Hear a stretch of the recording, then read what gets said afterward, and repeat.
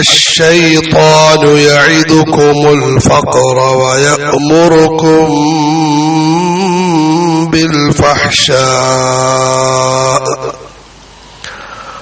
والله يعدكم مغفرة منه وفضلا والله واسع عليم.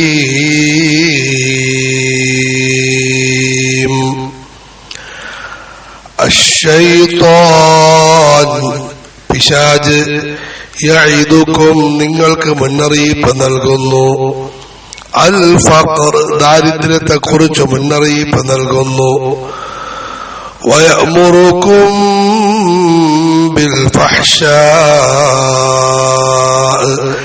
മ്ലേച്ഛമായ കാര്യങ്ങൾ കൊണ്ട് നിങ്ങളോട് കൽപ്പിക്കുകയും ചെയ്യുന്നു.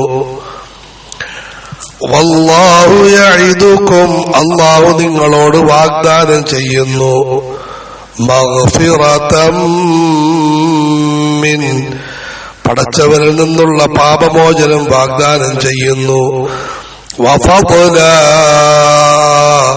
ഔദാര്യവും വാഗ്ദാനം ചെയ്യുന്നു, വല്ലാഹു വാസിഉൻ അലീം അല്ലാഹു വളരെ വിശാലതയുള്ളവനും എല്ലാം അറിയുന്നവനുമാണ്.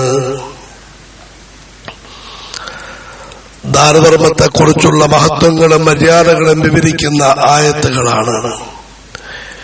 ഇതിനിടയിൽ അല്ലാഹു ഒരു പ്രധാനപ്പെട്ട കാര്യം ഉണർത്തുന്നു. അശ്ശൈത്വാനു യഈദുകുമുൽ ഫഖറ വയഅ്മുറുകും ബിൽ ഫഹ്ശാ പിശാച് നിങ്ങൾക്ക് ദാരിദ്ര്യം കൊണ്ട് വിരട്ടുന്നു, മുന്നറിയിപ്പ് നൽകുന്നു, ദാരിദ്ര്യമുണ്ടാകുമെന്ന് പേടിപ്പിക്കുന്നു, സമ്പത്ത് നല്ല വഴിയിൽ ചെലവഴിക്കുന്നത് കൊണ്ട് ദാരിദ്ര്യമുണ്ടാകുമെന്ന് നിങ്ങളെ ഭയപ്പെടുത്തുന്നു. വയഅ്മുറുകും ബിൽ ഫഹ്ശാ മ്ലേച്ഛമായ കാര്യങ്ങൾ കൊണ്ട് കൽപ്പിക്കുന്നു, സമ്പത്ത് മോശമായ മാർഗങ്ങളിൽ ചെലവഴിക്കൻ, പിശുക്ക് കാണിക്കൻ, നല്ല വഴിയിൽ ചെലവഴിക്കാതിരിക്കൻ പിശാച് നിങ്ങളെ പ്രേരിപ്പിക്കുന്നു. ദാനധർമ്മം ചെയ്താൽ പണം കുറഞ്ഞു പോകും, ദാരിദ്ര്യം വരും, നാളത്തേക്ക് വേണ്ടി സമ്പത്ത് സൂക്ഷിച്ചു വെക്കുക, മക്കൾക്ക് പ്രയോജനപ്പെടട്ടെ. നിങ്ങളെല്ലാം ധർമ്മം ചെയ്യുകയാണെങ്കിൽ, അല്ല നിങ്ങൾക്ക് ധർമ്മം ചെയ്യണമെന്ന് നിർബന്ധമുണ്ടെങ്കിൽ തരം താഴ്ന്ന സാധന സാമഗ്രികൾ നിങ്ങൾ ധർമ്മം കൊടുക്കൻ എന്നെല്ലാം പറഞ്ഞ് പിശാച് നിങ്ങളെ ഭയപ്പെടുത്തുകയും തിന്മകൾക്ക് വേണ്ടി പ്രേരിപ്പിക്കുകയും ചെയ്യുന്നു. വലിയൊരു തിന്മയായ പിശുക്കിന് വേണ്ടി പ്രേരിപ്പിക്കുന്നു. ഉലമാക്കളിൽ ഒരു വിഭാഗം ഈ ആയത്തിലെ ഫഹ്ശാ എന്നതിന് പിശുക്ക് എന്ന ആശയം പറഞ്ഞിരിക്കുന്നു. പിശുക്ക് കൂടാതെ മറ്റു ചില തിന്മകൾക്കും പ്രേരിപ്പിക്കുന്നു. സമ്പത്ത് നിങ്ങൾ ധൂർത്തടിക്കുന്നു, പലിശയ്ക്ക് കടം മേടിച്ച് കല്യാണങ്ങൾ ആർഭാടമായി നടത്തുന്നു, ദാനധർമ്മം ചെയ്യുമ്പോൾ പണക്കാരനും ദരിദ്രനായിട്ട് അഭിനയിക്കുന്നു, ധൂർത്തും മറ്റും നടത്തുമ്പോൾ ദരിദ്രനും പണക്കാരനോട് മത്സരിക്കുന്നു. വയഅ്മുറുകും ബിൽ ഫഹ്ശാ എന്നാൽ മറുഭാഗത്ത് അല്ലാഹു യഈദുകും മഗ്ഫിറതം മിൻഹു വഫദ്ലാ അല്ലാഹു നിങ്ങളോട് വാഗ്ദാനം ചെയ്യുന്നു, പടച്ചവൻ പുറത്തു തരാമെന്ന്. ദാനധർമ്മത്തിന്റെ വലിയ ഗുണമാണ്, പുറത്തു തരും, പടച്ചവൻ നിങ്ങൾക്ക് മാപ്പ് തരും. ഓരോ ദാനധർമ്മങ്ങൾ ചെയ്യുന്നതിനോടെയും അല്ലാഹു നിങ്ങൾക്ക് ധാരാളം പാപങ്ങൾ മാപ്പ് ചെയ്തു തരും. നിങ്ങളുടെ മാതാപിതാക്കൾക്കും നിങ്ങൾക്കും പടച്ചവൻ പുറത്തു തരണമോ, നിങ്ങൾ അവരുടെ മാർഗത്തിൽ നിങ്ങൾ ദാനധർമ്മങ്ങൾ ചെയ്യൻ, പടച്ചവൻ നിങ്ങൾക്കും അവർക്കും പുറത്തു തരും. വല്ലാഹു യഈദുകും മഗ്ഫിറതം മിൻഹു വഫദ്ലാ അതുപോലെ പടച്ചവൻ ധാരാളം ഔദാര്യങ്ങൾ നിങ്ങളുടെ മേൽ ചെയ്യും. ഈ ലോകത്ത് നിങ്ങൾക്ക് സമ്പത്ത് വർദ്ധിപ്പിച്ചു തരുന്നാളെ പരലോകത്ത് സമുന്നതമായ പ്രതിഫലം നൽകും. ചരിത്രത്തിലേക്ക് നോക്കി, നമ്മുടെ മുമ്പിലേക്ക് നോക്കി, ദാനധർമ്മങ്ങൾ ചെയ്തവരാരും ബുദ്ധിമുട്ടിയിട്ടില്ല, പ്രയാസപ്പെട്ടിട്ടില്ല. ആദരവായ റസൂലുള്ളാഹി സ്വല്ലല്ലാഹു അലൈഹി വസല്ലം അരുളി, 3 കാര്യങ്ങൾ ഞാൻ ആണയിട്ട് പറയുന്നു തീർച്ചയാണെന്ന്. ആണയിട്ട് പറയുന്നു. ആദരവായ റസൂൽ സ്വല്ലല്ലാഹു അലൈഹി വസല്ലം അരുളിയാൽ തന്നെ ശക്തമായത്. അതിനോടുകൂടി ആണയിട്ട് പറയുന്നു 3 കാര്യങ്ങളിലൊന്ന്, ദാനധർമ്മത്തിലൂടെ ആരുടെയും സമ്പത്തിൽ യാതൊരു കുറവും ഉണ്ടാകുന്നതല്ല. 2, ആരെങ്കിലും അക്രമം കാണിക്കപ്പെടുകയും ആക്രമിക്കപ്പെടുകയും അതിന് ക്ഷമിക്കുകയും ചെയ്താൽ അല്ലാഹു തആല അവന് വലിയ അന്തസ്സ് പ്രദാനം ചെയ്യുന്നതാണ്. ആരുടെയെങ്കിലും ദ്രോഹമുണ്ടായി, ഭാര്യയുടെ ദ്രോഹം, ഭർത്താവിന്റെ ദ്രോഹം, അയൽവാസികളുടെ ദ്രോഹം, കുടുംബക്കാരുടെ അക്രമങ്ങൾ, അത് സഹിക്കണം, ക്ഷമിക്കണം. അല്ലാഹു അന്തസ്സ് നൽകുന്നു. തീർച്ച. 3, ആരെങ്കിലും യാചനയുടെ കവാടം തുറന്നാൽ പടച്ചവൻ ദാരിദ്ര്യത്തിന്റെ കവാടവും തുറക്കുന്നതാണ്. തിർമിദി. സകാത്ത് സദഖകളിലൂടെ സമ്പത്ത് കുറയുന്നതല്ലെന്ന് മാത്രമല്ല, അധികരിക്കുകയും സമ്പത്ത് സുരക്ഷിതമാകുകയും ചെയ്യുന്നതാണ്. ആദരവായ റസൂലുള്ളാഹി സ്വല്ലല്ലാഹു അലൈഹി വസല്ലം അരുളി, നിങ്ങൾ സകാത്ത് കൊടുത്തുകൊണ്ട് സമ്പത്തിനെ നാശനഷ്ടങ്ങളിൽ നിന്നും രക്ഷിക്കിൻ.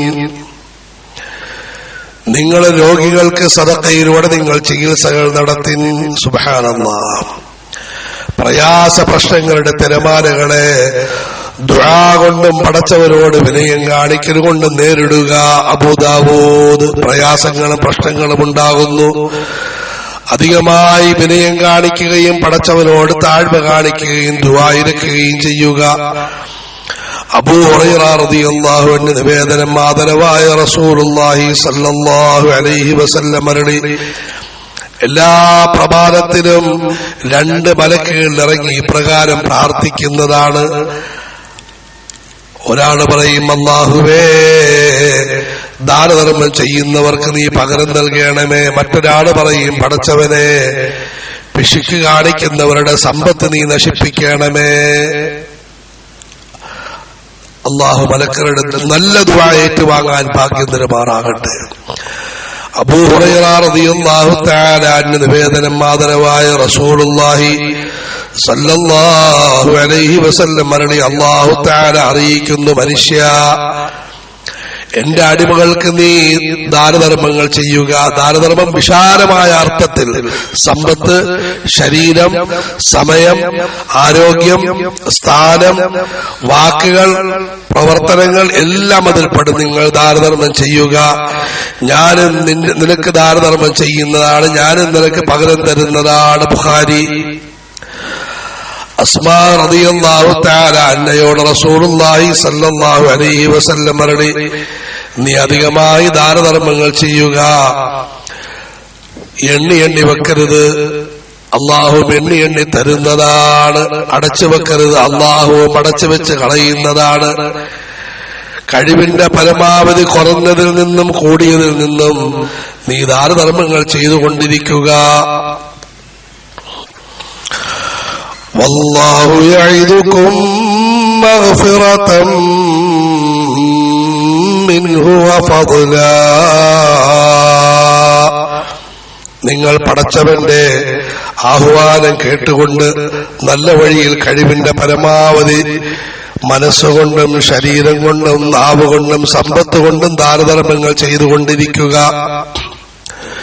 ദാനധർമ്മത്തിന്റെ ഒരു അവസരത്തെയും നിങ്ങൾ പാഴാക്കരുത്. الشيطان يعدكم الفقر ويأمركم بالفحشاء. പിശാചിന്റെ ആഗ്രഹവും പ്രബോധനവും പടച്ചവന്റെ ദാസന്മാർ പടച്ചവന്റെ മാർഗത്തിൽ ചെലവഴിക്കരുതെന്നാണ്, മറിച്ച് പൈശാചിക മാർഗങ്ങളിൽ ചെലവഴിക്കണമെന്നാണ്. പടച്ചവന്റെ മാർഗത്തിൽ ചെലവഴിക്കുന്നതിലൂടെ ദാരിദ്ര്യം ബാധിക്കുമെന്ന് പഠിപ്പിക്കുകയും പ്രേരിപ്പിക്കുകയും ഉണർത്തുകയും ഭയപ്പെടുത്തുകയും ചെയ്തുകൊണ്ട് വയഅ്മുറുകും ബിൽ ഫഹ്ശാ, വലിയ മ്ലേച്ഛ സ്വഭാവമായ ലുദ്ധിലേക്ക്, പിശുക്കിലേക്ക് ക്ഷണിച്ചുകൊണ്ടിരിക്കുന്നു. ഒരു വ്യക്തി ചോദിച്ചു, അല്ലാഹുവിന്റെ റസൂലേ, ഏറ്റവും ഉയർന്ന ദാനധർമ്മം ഏതാണ്? ആദരവായ റസൂലുള്ളാഹി സല്ലല്ലാഹു അലൈഹി വസല്ലം അരുളി, നീ ആരോഗ്യവാനായിരിക്കുന്ന സമയത്ത് ചെലവഴിക്കണം. നിനക്ക് മനസ്സിൽ ചെലവഴിക്കാൻ താല്പര്യമില്ലാത്ത സമയത്ത്, ദാരിദ്ര്യത്തെ പറ്റി ഭയമുള്ള സന്ദർഭത്തിൽ, പണം അരികിലുണ്ടാകണമെന്ന് മോഹമുള്ള സാഹചര്യത്തിൽ നീ ദാനധർമ്മം ചെയ്യുന്നതാണ് ഏറ്റവും മഹത്തരമായ ദാനധർമ്മം. ദാനധർമ്മത്തെ പിന്തിച്ചുകൊണ്ടിരിക്കരുത്.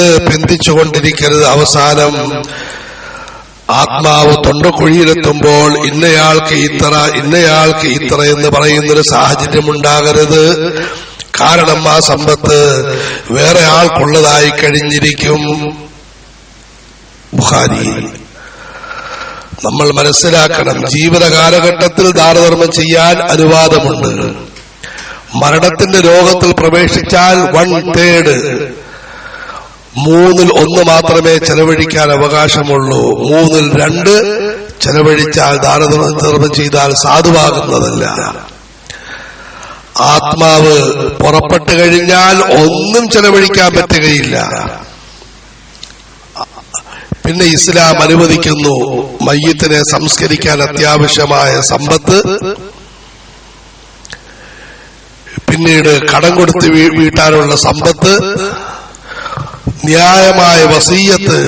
മരണത്തിന്റെ രോഗത്തിൽ 3/1 വസീയത്ത് വല്ലത് ചെയ്തിട്ടുണ്ടെങ്കിൽ അത് എടുത്തു കൊടുക്കുക, ബാക്കിയുള്ളത് അനന്തരാവകാശികൾക്ക് വീതിക്കുക.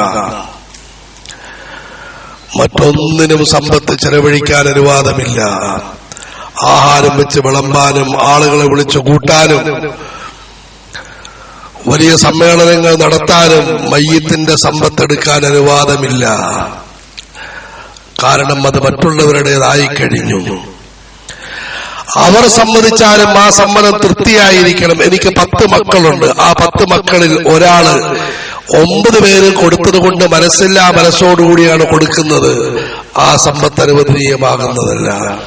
അല്ലെങ്കിൽ എനിക്ക് 10 മക്കളുണ്ട്, അതിൽ ഒരാള് പ്രായപൂർത്തിയാകാത്ത കുട്ടിയാണ്, അനുവദിച്ചു, ആ അനുവാദം സാധുവല്ല. ജാബിർ റളിയല്ലാഹു തആല അൻഹു പറയുന്നു, ആദരവായ റസൂലുള്ളാഹി സ്വല്ലല്ലാഹു അലൈഹി വസല്ലം അരുളി, ആരാണോ തന്റെ സമ്പത്തിൽ നിന്നും സക്കാത്ത് കൊടുക്കാത്തത്, ആ സമ്പത്ത് തിരിച്ച് ആരാണോ സമ്പത്തിന്റെ സക്കാത്ത് കൊടുത്തത്, ആ സമ്പത്തിൽ നിന്നും എല്ലാവിധ അപകടങ്ങളും മാറിപ്പോകുന്നതാണ്. الشيطان يعدكم الفقر ويأمركم بالفحشاء والله يعدكم مغفرة منه وفضلا. ആകയാൽ നിങ്ങളുടെ കഠിന ശത്രുവായ പിശാച് പറയുന്നത് കേൾക്കണമോ? ഏറ്റവും വലിയ സ്നേഹസമ്പന്നനും നിങ്ങളുടെ എല്ലാം അറിയുന്നവനുമായ പടച്ചവൻ പറയുന്നത് നിങ്ങൾ കേൾക്കണമോ? വല്ലാഹു വാസിഉൻ അലീം.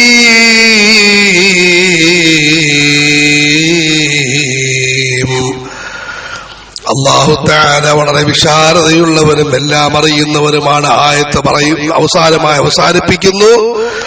അള്ളാഹുവിന്റെ കാരുണ്യം വളരെ വിശാലമാണ്, ഔദാര്യം വളരെ വിശാലമാണ്, അറിവും വളരെ വിശാലമാണ്. എല്ലാവരുടെയും ദാനധർമ്മവും എല്ലാവരുടെയും ഉദ്ദേശ ലക്ഷ്യങ്ങളും അള്ളാഹു നന്നായിട്ട് അറിയുന്നുണ്ട്. അള്ളാഹു അതിനനുസൃതമായ പ്രതിഫലം നൽകുന്നതാണ്.